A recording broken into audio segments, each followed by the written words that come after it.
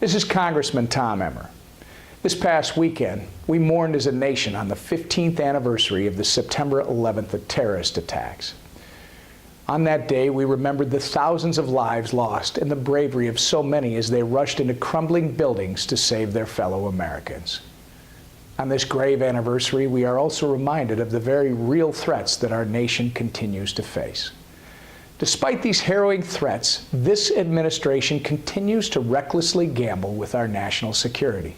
This has been proven once again by their stance on Guantanamo Bay.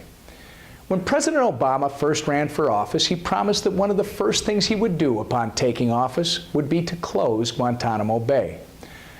While measures have been taken to prevent Guantanamo's closure, as well as the transfer of Guantanamo detainees to American soil, there are no current laws that would prevent the transfer of detainees to other countries.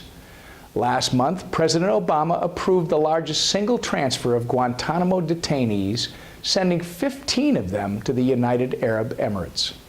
This is especially concerning as President Obama approved this transfer despite knowing that the country they're being sent to does not have the means to prevent their return to terrorism. According to the Director of National Intelligence, nearly 1/3 of released detainees go back to terrorism upon their release. We absolutely cannot allow dangerous terrorists to gain their freedom and return to fulfill their mission, killing innocent civilians in the name of radical Islam. That's why this week I joined the majority of my colleagues voting in favor of legislation that forbids the transfer of any Guantanamo Bay detainee.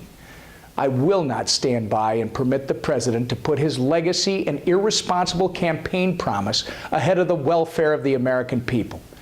I'd like to thank Representative Jackie Walorski for introducing the bill, and I can assure all of you at home that we are going to do everything in our power to keep the dangerous terrorists where they belong, locked up in Guantanamo Bay. Thanks for listening, and have a great week.